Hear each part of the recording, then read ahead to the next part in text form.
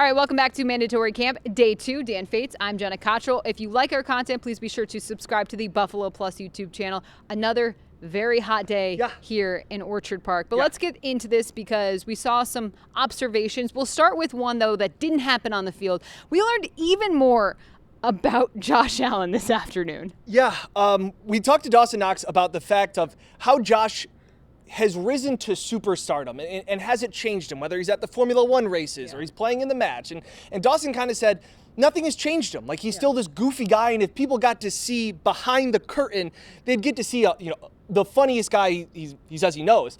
He said 23 hours of the day he is on. And then he was asked, what is that other hour like?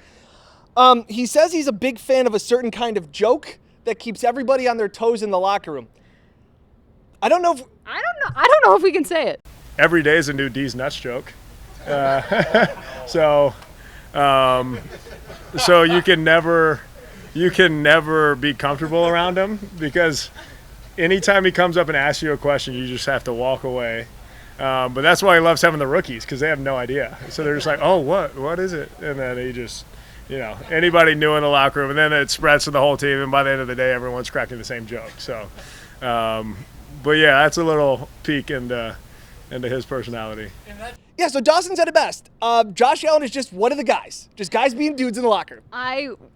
First of all, I feel like that joke is from like 6 years ago. I'm not shocked, but I'm also shocked, but I feel like everyone needed to learn that, because if I had to learn that today, that means that everyone needed to. Yep. We also did get to talk to Dawson just about where he's at. It's a contract year coming up for him. He says that doesn't really affect his mindset, but at the same point, he obviously took a step forward last season, but we know he wants more. Yeah, and I asked him about a different mindset, mentality. He came in last year, I feel like, trying to prove to people that he could take that next step. And now he has taken that next step. He's become a top 10 wide receiver or top 10 tight end in the league. And I think that adds pressure on top of a contract year. Yeah. I think he can be a guy that can step up and continue to step up as he's become a huge part of this offense. But it's a different mindset and approach this year, and it's going to be interesting how he handles it. And for some other players, it's going to be a huge year ahead. We got to talk to AJ Epinesa. Obviously, he was drafted in the second round a couple years ago, and you made some observations today. Yeah, he was working out with special teams today. Not a great sign. We were saying in training camp, if you're mixing in with the special teamers, that's one thing. Trying to prove that you're a guy that wants to do whatever it takes for the team. Working out in minicamp in special teams isn't a great sign to me. A lot of the other guys, Shaq Lawson, Boogie Basham, Rousseau, Von Miller, they're all working off to the side, and I'm going, where's 57? And he's with the special teamer. So not a great sign to him, but again, he's going to have opportunities. It's a matter of, can he take that next step? He did it in the Miami game. He had 8 QB pressures back in week 2. Leslie Frazier talked earlier this offseason that we all thought that would be his breakout game. Yeah. It wasn't. Now it's more pressure, more guys in the mix. Big year for him as well. Yeah, and Leslie even just talked about just the consistency aspect. Yeah. Like having those flashes, but how do you extend that? And I think that's something that he's going to continue to work on. He says he finally feels at a body weight that he likes. He said he was a little thin, all that stuff. Hey, whatever mentally, if that's what he needs, maybe that's what he needs. But like you said, a guy who's expecting himself to have a big year, and the Bills want him, need him to have that kind of season. Yeah, I think we talked about it on one of the podcasts. I think a lot of these guys, the pressure's ramped up for Boogie, for Greg, and for AJ just because of Von Miller. Von Miller is going to take a lot of double teams. He's going to take a lot of pressure. He's going to draw a lot of attention, meaning that those guys have to win their battles. Right. And now it's not like, now it's easier for them. I think it's the opposite. I think now that the intensity, the expectations rise up because they're not going to be the guy that are focused on. They're going to be focusing on number 40 on their side. We also got to talk to Ed Oliver today, talking about the defensive line. Sissy and Sassy. 2 horses. I love Ed Oliver. Great guy. I think he is so funny. I think he has such a great perspective. Sissy and Sassy, the name of his horses. He says he has about 15 horses.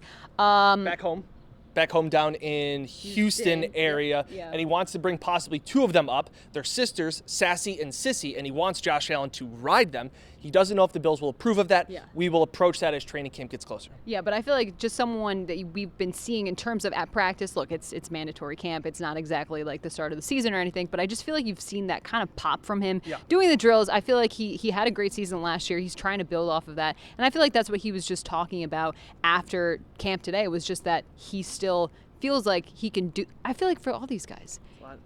they've had success. Yes. The team has had success. They've had individual success, and now it is how do you handle success? I think that's something that we were worried about the Bills last year. I think now a lot of guys individually we're now focused on. We're not worried about the quarterback. We're not worried about position battles. We're worried about, can these guys live up to what the coaches expect, what we expect, what media, fans, all of those things expect. And that's different than being a happy-go-lucky surprise, the scrappy underdog. Now, like, none of these guys can say they've been overlooked. These guys are all on the verge of getting paid.